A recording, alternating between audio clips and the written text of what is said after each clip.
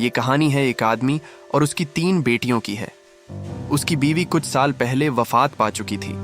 उसकी तीनों बेटियां बहुत खूबसूरत थीं, मगर सबसे छोटी बेटी अपनी बहनों में सबसे ज्यादा समझदार थी।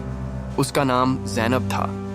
करमदीन अपनी तीनों बेटियों से बहुत प्यार करता था। उसने कभी अपनी बेटियों को माँ की कमी महसूस नहीं होने दी। वह अपनी बेटियों की हर ख्वाहिश पूरी करता था। अब करमदीन की बेटियां बड़ी हो चुकी थीं और अपने पिता के लिए खुद से खाना बनाने लगी थी। जब करमदीन काम के सिलसिले में बाहर जाता तो उसकी बेटियां उसके लिए खाना तैयार करके साथ देती थीं। उसी गांव में एक बेवा औरत भी रहती थी जिसकी एक बेटी थी। उस बेवा की आदत थी कि वह हर घर में कुछ ना कुछ मांगने के लिए चली जाती थी। जब करमदीन की बेटियां अपने पिता के लिए खाना बनाती तो वह औरत अक्सर उसी समय उनके घर आग मांगने के लिए आ जाती। लेकिन करमदीन की सबसे छोटी बेटी ज़ैनब को वह बेवा औरत बिल्कुल भी अच्छी नहीं लगती थी। जब भी वह औरत उनके घर आती, ज़ैनब अपनी बहनों से कहती, यह औरत हमारे घर क्यों आती है?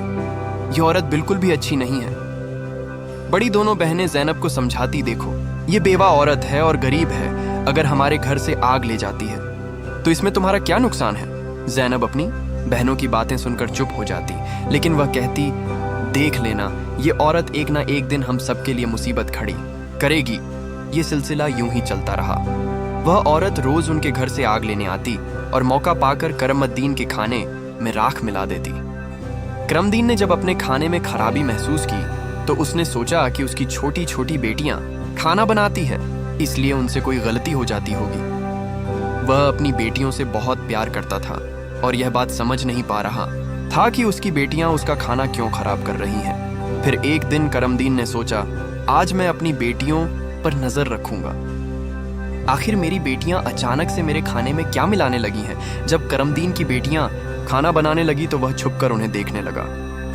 उसकी बड़ी बेटी साफ पानी से चावल धो रही थी, छोटी बेटी सालन बना रही थी और सबसे छोटी बेटी ज़ैनब बर्तन साफ कर रही थी। जिन बर्तनों में खाना डाला जाना था, कुछ ही देर में खाना पककर तैयार हो गया। खाने में कोई खराबी नहीं थी।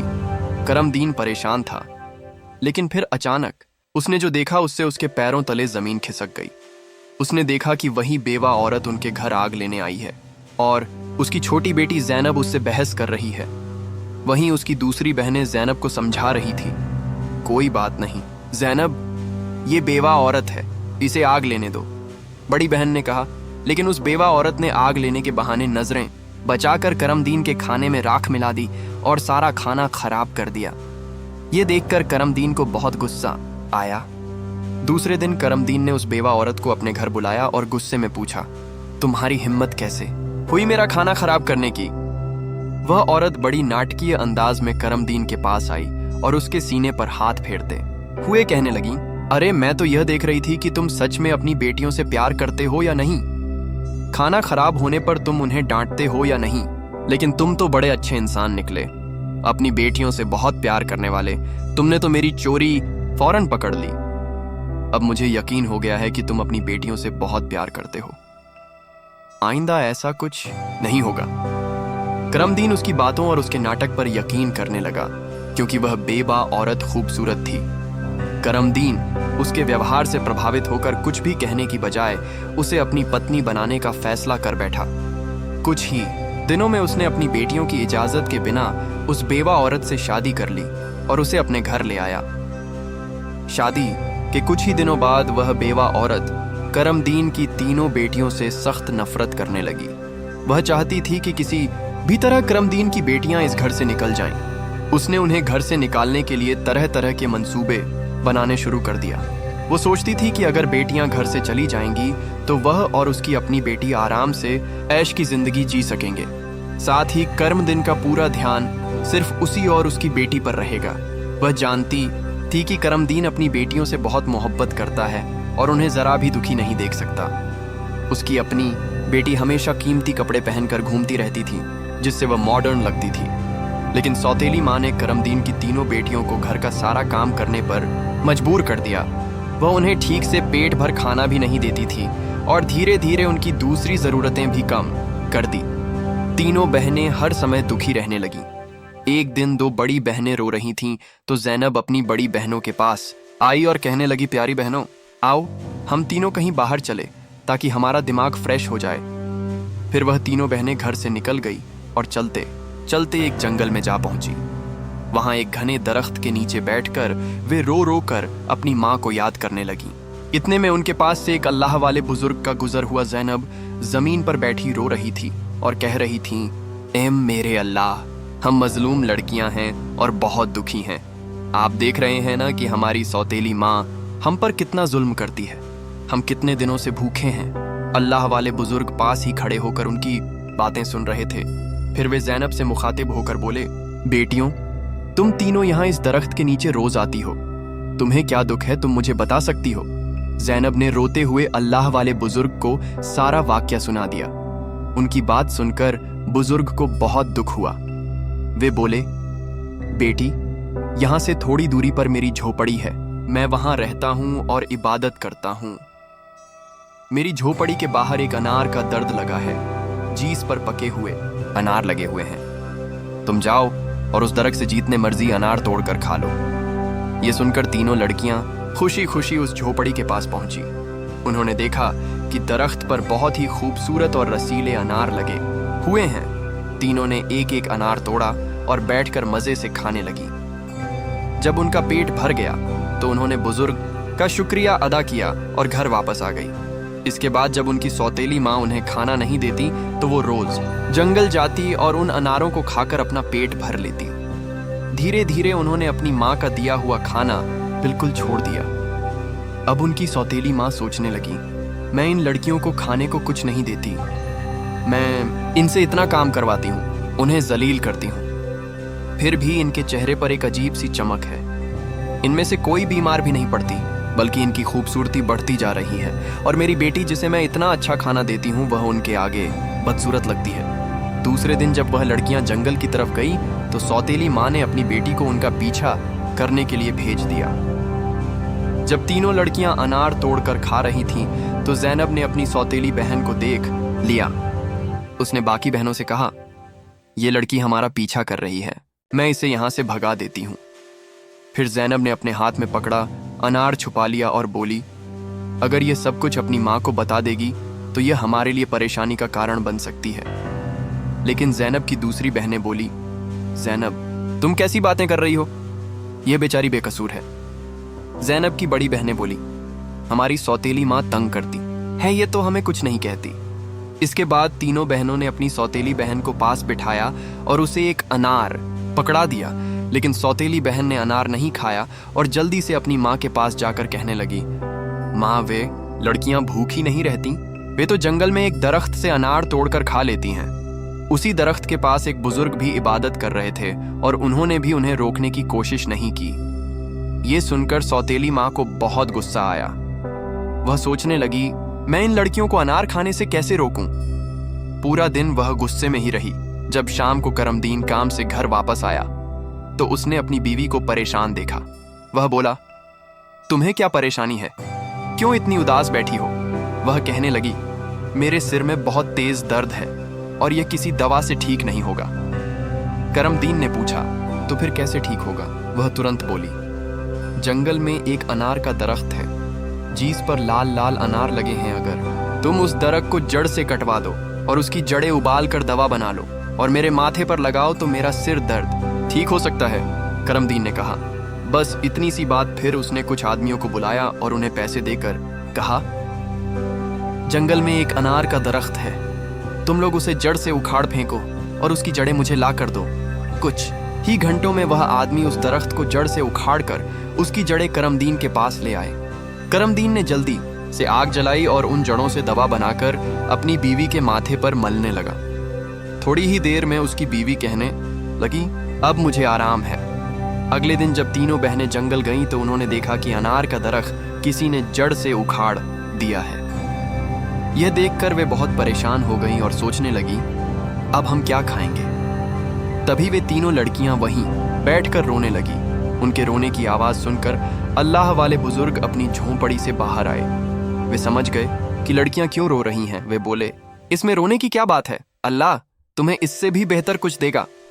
फिर अल्लाह वाले बुजुर्ग ने अपनी उंगली से जमीन की तरफ इशारा किया और वहां पर एक छोटी सी नदी बन गई जिसमें पानी की जगह दूध बह रहा था। उन्होंने उन लड़कियों को एक मिट्टी का प्याला दिया और कहा, जहां से जितना मर्जी हो दूध पियो। लड़कियां बहुत खुश हुईं और मिट्टी के प्याले में दूध भरकर पीने लगीं। जब उनका पेट भर गया तो वे बुजुर्ग का शुक्रिया अदा करके घर वापस आ गईं। इसके बाद उनका रोज का यह मामूल हो गया कि वह तालाब के पास जाती और मिट्टी के प्याले में दूध भरकर पी लेती। उनकी सौतेली माँ उनकी सेहत देखकर हैरान थी। उसने अपनी बेटी को बुलाया और कहा, मैंने तो जंगल से अनार के दरख्त का नामो निशान मिटा दिया था, फिर भी इन लड़कियों की सेहत पर कोई असर नहीं पड़ा। मैं तो इन्हें पेट भर खाना भी नहीं देती।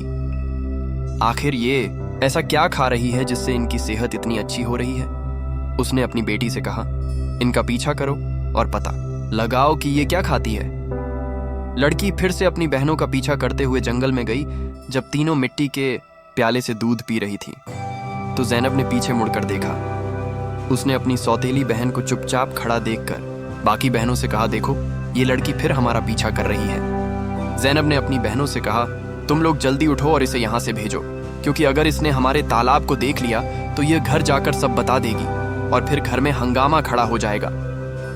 लेकिन जैनब की बड़ी बहनों ने उसे डांटते हुए कहा, तुम्हारा आखिर मसला क्या है? माना कि हमारी सौतेली माँ हम पर जुल्म करती है, लेकिन इसमें इस बेचारी का क्या कसूर? जैनब ये सुनकर चुप हो गई। इसके बाद तीनों ने अपनी सौतेली बहन को नदी के पास बिठाया और मिट्टी के प्याले में दूध भरकर उसे दिया। उस लड़की ने दूध पिया और जल्दी से अपनी माँ के पास पहुंचकर तालाब और दूध वाली पूरी बात बता दी। सौतेली माँ को यह सुनकर बहुत गुस्सा आया। उसने अपने गांव के कुछ आदमियों को बुलाया और कहा, तुम जितने पैसे चाहो मैं तुम्हें दूंगी, लेकिन तुम्हें जंगल में जाना होगा। वहां एक बुजुर्ग की झोपड़ी और तालाब है। तुमने वो झोपड़ी खत्म कर देनी है और तालाब में मिट्टी डाल देनी है। बदले में तुम्हें बहुत पैसा मिलेगा। कुछ ही देर में वे आदमी उसकी मर्जी के मुताबिक सब कुछ करके लौट आए। वह औरत अब बहुत खुश थी। अगले दिन जब तीनों बहनें जंगल में गईं तो उन्होंने देखा कि वहां ना तो तालाब है और ना ही बुजुर्ग की झोंपड़ी। यह देखकर उन्हें पहाड़ जैसा दुख हुआ। वे वहीं बैठकर रोने लगीं और भूखी प्यासी अपने घर लौट आई। उनकी सौतेली माँ यह देखकर बहुत सुकून महसूस कर रही थी। दिन वह फिर बीमारी का बहाना बनाकर लेट गई। शाम को जब करम दिन घर आया तो उसने अपनी बीवी को प्यार से कहा, चाहे मेरा सब कुछ बिक जाए लेकिन मैं तुम्हें कुछ नहीं होने दूंगा। तुम्हारा इलाज सबसे अच्छे डॉक्टर से करवाऊंगा। लेकिन उसकी बीवी कुछ और ही चालें चल रही थी। उसने कहा, आपको इतना कुछ करने की जरूरत नहीं है मेरी जिंदगी बचाने के लिए, बस एक छोटा सा काम करो। करम 3 बोला, जल्दी बताओ क्या करना है, मैं वही करूंगा। उसकी बीवी बोली, तुम अपनी तीनों बेटियों का खून निकालकर मेरे हाथों और पैरों की हथेलियों पर मल दो, तभी मैं ठीक हो सकती हूँ। यह सुनकर करमदीन की आंखों में आंसू आ गए, क्योंकि वह अपनी बेटियों से बेहद मोहब्बत करता था। वह चुपचाप कमरे से बाहर निकला और अपनी बेटियों को ढूंढने लगा, लेकिन बेरियां घर में नहीं थी। वह परेशान होकर उन्हें ढूंढते ढूंढते कब्रिस्तान पहुंचा। वहां उसने देखा कि उसकी तीनों बेटियां अपनी मां की कब्र के पास बैठकर रो रही हैं। यह देखकर करमदीन का दिल कांप गया। एक तरफ उसकी बीवी की ख्वाहिश थी और दूसरी तरफ उसकी बेटियों की जिंदगी। करमदीन को समझ नहीं आ रहा था कि वह क्या करे। उसने सोचा कि उसकी बीवी उसकी बेटियों से कभी खुश नहीं होगी और उसकी बेटियां अपनी सौतेली मां के साथ खुश नहीं हैं। इसलिए उसने फैसला किया कि बेटियों को कहीं दूर ले जाएगा। उसने अपनी बेटियों को गले लगाया और कहा, ए बेटियों, तुम क्यों परेशान होती हो, मैं तुम्हें कहीं और ले चलता हूँ। वह अपनी बेटियों को एक घने जंगल में ले गया। वहां उसने मिट्टी का चूल्हा बनाया और बेटियों को खाना बनाकर खिलाया। जब बेटियों ने पेट भरकर खाना खा लिया तो वे एक दरख्त के नीचे सो गई। करमदीन ने अपनी बेटियों को वहीं सोते हुए छोड़ दिया और वहां से भाग गया। उसके दिल में यही ख्याल था कि कम से कम मेरी बेटियां जिंदा तो रहेंगी और अपनी सौतेली माँ के जुल्म से बची रहेंगी। रास्ते में उसने एक हिरण का शिकार किया और उसका खून लेकर अपनी बीवी को दे दिया। उसकी बीवी ने वो खून अपने हाथों और पैरों पर लगाया और खुश होकर कहा, अब मुझे आराम है। उसे यकीन हो गया कि करमदीन ने अपनी बेटियों को मार दिया। दूसरी तरफ जब तीनों बहनें जागी तो उन्होंने देखा कि उनका बाप उन्हें छोड़कर जा चुका है। वे अपने बाप को पुकारने लगी। जंगल में जंगली जानवरों की आवाजें सुनकर वे डर गईं और रोने लगी। इत्तफाक से उसी जंगल में 3 दोस्त शिकार के लिए आए थे। जब वे शिकार करके लौटने लगे तो उनमें से एक दोस्त जिसका नाम नासिर था कहने लगा, मुझे लगता है नासिर ने कहा, यहाँ कोई मुसीबत में है। क्या तुम लोग किसी के रोने की आवाज नहीं सुन रहे? मुझे तो किसी के रोने की आवाज आ रही है। चलो जल्दी से देखते हैं, शायद किसी को हमारी मदद की जरूरत हो। फिर तीनों दोस्त आवाज की दिशा में चल पड़े। आगे जाकर उन्होंने देखा कि 3 खूबसूरत लड़कियां बैठी हुई रो रही हैं। नासिर आगे बढ़ा और उनसे पूछा, तुम यहाँ अकेली क्या कर रही हो और इतना क्यों रो रही हो? ज़ैनब ने नासिर को अपनी पूरी कहानी सुना दी। लड़कों को उन पर बड़ा तरस आया। वे आपस में कहने लगे, क्यों ना हम इन लड़कियों से शादी कर लें, इन्हें एक छत मिल जाएगी और हमारी जिंदगी भी सुकून से गुजरने लगेंगी। फिर उन तीनों लड़कों ने उन तीनों लड़कियों से शादी कर ली। ज़ैनब की शादी नासिर के साथ हो गई। संयोग से उन तीनों दोस्तों के घर पास पास थे। तीनों बहनें खुशी खुशी अपने अपने घरों में रहने लगी। 1 साल के बाद ज़ैनब के घर में बेटे की पैदाइश हुई। ये देखकर नासिर के दोस्त और ज़ैनब की बहनें बहुत खुश हुईं। धीरे धीरे ज़ैनब का बेटा 2 साल का हो गया। दिन नासिर ने अपने दोस्तों से कहा, मेरा आज फिर जंगल में शिकार करने का मन हो रहा है, चलो शिकार पर चलते हैं। लेकिन उसके दोस्तों ने मना कर दिया और कहा, हमें तो किसी जरूरी काम से जाना है, हम तुम्हारे साथ जंगल नहीं जा सकते। नासिर ने ज़ैनब से इजाजत ली और अकेला ही जंगल में शिकार के लिए चला गया। लेकिन इसके बाद कई दिन गुजर गए और नासिर घर वापस नहीं आया। ज़ैनब बहुत परेशान हो गई। उसकी बहनें भी उसकी चिंता देखकर चिंतित हो गई। ज़ैनब के जीजा नासिर के दोस्त ने उसे तसल्ली देते हुए कहा, तुम फिक्र मत करो, हम नासिर को ढूंढकर जरूर वापस लाएंगे। लेकिन करनी खुदा की यह हुई कि नासिर के दोस्त भी उसे ढूंढने जंगल गए, लेकिन वे भी वापस नहीं लौटे। उन तीनों बहनों पर एक बार फिर से गम का पहाड़ टूट पड़ा। एक दिन ज़ैनब अपने बेटे को सुला रही थी कि दरवाजे पर दस्तक हुई। उसने जल्दी से जाकर दरवाजा खोला तो क्या देखती है कि एक बुजुर्ग फकीर जिसने हरे रंग के कपड़े पहने हुए थे दरवाजे पर खड़ा है। जनाब उसे देखकर बोली, बाबा मेरा शौहर घर पर नहीं है, मैं आपको घर में आने की इजाजत नहीं दे सकती। जब मेरा शौहर आएगा तब आप आ जाना। उस पर फकीर बोला, बेटी मुझे बहुत भूख लगी है, किसी भूखे को खाना खिलाने में क्या हर्ज है। ज़ैनब ने मजबूरी में उस फकीर को घर में बुला लिया और उसके लिए खाना बनाने लगी। लेकिन वह जादूगर फकीर बुरी नजरों से ज़ैनब को देखता रहा। फिर वह जादूगर उठकर ज़ैनब के करीब आया और बोला, सुनो लड़की, तुम मुझे बहुत अच्छी लगती हो, अपने बेटे को छोड़ दो और मुझसे शादी कर लो। ज़ैनब डर के मारे कांपने लगी और बोली, बाबा आप कैसी बातें कर रहे हैं? मैं शादीशुदा हूं और एक बच्चे की मां हूं। आपकी हिम्मत कैसे हुई ऐसा कहने की? यह सुनकर जादूगर फकीर को गुस्सा आ गया। उसने अपने जादू से ज़ैनब को कुतिया बना दिया और उसके गले में रस्सी डालकर खींचते हुए ले जाने लगा। इधर ज़ैनब का बेटा जोर जोर से रो रहा था। ज़ैनब की बहनों ने जब उसके बेटे के रोने की आवाज सुनी तो वे भागती हुई उसके घर आई। उन्होंने जल्दी से ज़ैनब के बेटे को गले लगाया और अपनी बहन को घर में ढूंढने लगी, लेकिन उन्हें ज़ैनब कहीं नजर नहीं आई। उनकी सौतेली माँ के बाद अब ज़ैनब भी गायब हो चुकी थी। वक्त इसी तरह गुजरता रहा। अब ज़ैनब को गुम हुए भी 14 साल का लंबा वक्त गुजर चुका था। इस दौरान ज़ैनब का बेटा जवान हो चुका था। उसे उसकी दोनों खलाओं ने मिलकर पाला था। एक दिन ज़ैनब की खलाओं ने उसे उसकी माँ के बारे में सारी सच्चाई बताई। ये सुनकर वह बहुत परेशान हो गया और बोला, खला आज मैं अपने माँ बाप को जरूर ढूंढने जाऊंगा। उसकी खलाओं ने उसे समझाते हुए कहा, बेटा जो होना था वो हो चुका, जिन्हें जाना था वे चले गए, अब हम तुम्हें नहीं खोना चाहती। हमारे शौहर भी जंगल गए थे और वे भी कभी वापस नहीं आए। अगर तुम भी चले गए तो हम किसके सहारे जाएंगे? लेकिन लड़के ने कहा, खला आप फिक्र मत कीजिए, मैं अपने बाप और बाकी सबको ढूंढकर वापस जरूर लाऊंगा। फिर वह लड़का जंगल की तरफ निकल पड़ा। कई दिनों तक जंगल में इधर उधर भटकता रहा, लेकिन उसे कुछ समझ नहीं आया कि वह अपने माँ बाप को कहाँ ढूंढे। इसी तरह तलाश करते करते वह एक ऐसे इलाके में पहुंचा जो पूरी तरह पत्थरों का इलाका था। वहां उसने पत्थर की इमारतें देखीं और एक खूबसूरत छोटा सा पत्थर का घर देखा।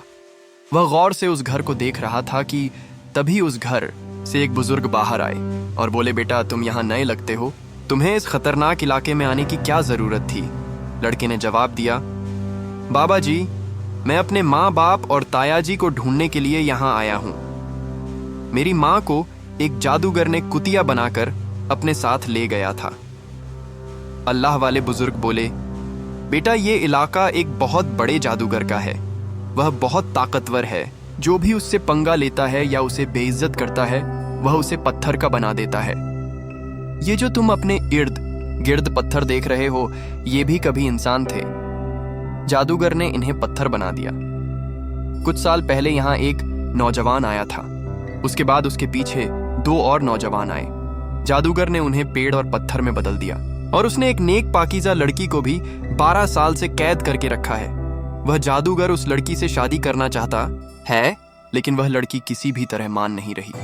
बुजुर्ग की बातें सुनकर लड़का सोचने लगा, यकीनन यह लड़की मेरी माँ है और ये लोग मेरे ही परिवार के लोग हैं। आखिरकार मैंने अपनों को ढूंढ ही लिया।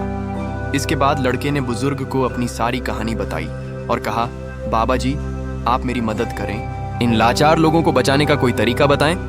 बुजुर्ग जिनकी झोंपड़ी को कभी ज़ैनब की सौतेली माँ ने जला दिया था, मुस्कुराए और बोले, बेटा अल्लाह हमेशा नेक दिल वालों की मदद करता है, तुम्हें हिम्मत नहीं हारनी चाहिए। अल्लाह वाले बुजुर्ग मजबूरन इस खतरनाक इलाके में आकर रहने लगे। उन्होंने लड़के से वादा किया, मैं तुम्हारा साथ जरूर दूंगा। बुजुर्ग सोचने लगे, क्या पता इस लड़के की माँ को छुड़वाने से बाकी कैदियों को भी जादूगर की कैद से आजादी मिल जाए। बुजुर्ग ने बाकी गांव वालों को बताया, ये मेरा पोता है जो दूसरे गांव से मुझसे मिलने आया है। जब जादूगर को शक हुआ कि गांव में कोई नया लड़का आया है तो वह तुरंत अल्लाह वाले बुजुर्ग के पास पहुंचा और पूछने लगा, ये कौन है? बुजुर्ग ने जवाब दिया, ये मेरा पोता है। इस तरह जादूगर और लड़के की मुलाकात हुई। लड़का अपनी पहचान छुपाकर जादूगर से मिलने लगा। जादूगर ने लड़के को देखकर कहा, तुम बहुत समझदार लगते हो और अपने दादा की तरह नेक और मासूम हो। कल तुम मेरा एक काम करोगे, मैं तुम्हें एक इमारत में भेजूंगा जहां एक लड़की को मेरा पैगाम देना है। मैं उससे शादी करना चाहता हूं। लड़का समझ गया कि वह अपनी माँ से मिलने जा रहा है। वह बहुत खुश हुआ और सोचने लगा कि वह अपनी माँ के लिए भूल ले जाएगा। उसने योजना बनाई कि वक्त आने पर वह अपनी माँ को पहचानने के लिए अपनी पहचान जाहिर करेगा। ज़ैनब की शादी के वक्त नासिर ने उसे एक अंगूठी दी थी जिस पर उसका नाम लिखा हुआ था। बाद में ज़ैनब ने वह अंगूठी अपने बेटे को पहना दी थी। सालों बाद वह अंगूठी बढ़ाकर दोबारा बनाई गई और लड़के ने अब भी वही अंगूठी पहनी हुई थी। अल्लाह वाले बुजुर्ग ने लड़के से कहा, अपनी अंगूठी को फूलों के गुलदस्ते में छुपा दो। जब तुम्हारी माँ इसे देखेगी तो वह तुरंत तुम्हें पहचान लेगी, लेकिन यह काम आसान नहीं होगा। जादूगर ने ज़ैनब की निगरानी के लिए एक चौकीदार तैनात कर रखा है जो हर वक्त सख्ती से नजर रखता है। जादूगर अल्लाह वाले बुजुर्ग की बहुत इज्जत करता था और उनके पोते को नेक समझता था। उसने लड़के को गुलदस्ता देकर रोजाना ज़ैनब के पास भेजना शुरू कर दिया। लड़के की कम उम्र महज 14 साल की वजह से जादूगर को उस पर कोई शक नहीं हुआ। ज़ैनब को एक कमरे में कैद करके रखा गया था जहां किसी मर्द को जाने की इजाजत नहीं थी। लड़का रोजाना गुलदस्ता लेकर ज़ैनब के पास जाता और वहां जादूगर की एक दासी हमेशा ज़ैनब के साथ रहती। एक दिन किस्मत ने लड़के का साथ दिया। ऐसा मौका मिला जब कमरे में ज़ैनब के सिवा कोई नहीं था। लड़के ने जल्दी से अपनी उंगली से अंगूठी उतारी और फूलों के गुलदस्ते में छुपाकर ज़ैनब के कदमों में रख दिया। जैसे ही गुलदस्ता जमीन पर रखा, अंगूठी की आवाज हुई। ज़ैनब ने हैरानी से गुलदस्ता उठाया और फूलों में बंधी अंगूठी को पहचान लिया। ये वही अंगूठी थी जो उसने सालों पहले अपने बेटे को पहनाई थी। ज़ैनब की नजरें फौरन गुलदस्ता लाने वाले लड़के की तरफ उठी। दोनों की नजरें मिलते ही हकीकत साफ हो गई। जादूगर ने ज़ैनब को कैद कर रखा था, लेकिन उसका बेटा अपनी माँ को आजाद कराने का मंसूबा बनाने लगा। ज़ैनब ने जादूगर से शादी की, रजामंदी जताई और उसकी ताकत का राज मालूम किया। जादूगर ने बताया कि उसकी जान एक तोते में है जो एक पिंजरे में बंद है और एक घने जंगल के दरख्त के नीचे सख्त पहरे में रखा गया है। ज़ैनब ने यह राज अपने बेटे को बताया, लेकिन उसे खतरे से बचाने के लिए जाने से मना किया। फिर भी बेटे ने अपनी माँ को यकीन दिलाया कि वह कामयाब होकर लौटेगा। कई दिनों की मशक्कत के बाद वह जंगल में पहुंचा। एक मौका देखकर उसने तोते को पिंजरे से निकाल लिया और जादूगर की इमारत तक वापस ले आया। जादूगर उसे देखकर तोते की वापसी की भीख मांगने लगा। लड़के ने चालाकी से जादूगर से सभी कैदियों को आजाद करवाया। इसके बाद उसने तोते के पंख खींचे, जिससे जादूगर की ताकत खत्म हो गई। अंत में उसने तोते की गर्दन मरोड़ दी, जिससे जादूगर मर गया। लड़के ने अपनी माँ ज़ैनब, पिता नासिर और बाकी सभी कैदियों को आजाद कराया। फिर वह सब अल्लाह वाले बुजुर्ग के पास पहुंचे। सबने बुजुर्ग का शुक्रिया अदा किया और अपने घर लौट आए। ज़ैनब की बहनें अपने शौहर से मिलकर बहुत खुश हुई, जो जादूगर की कैद में सालों तक रहे थे। उनके पिता, जो अपनी बेटियों को खोने के गम में डूबे थे, उन्हें सही सलामत देखकर खुशी से रोने लगे। उन्होंने बेटियों से माफी मांगी और बताया कि उनकी बीवी की साजिशों की वजह से यह सब हुआ।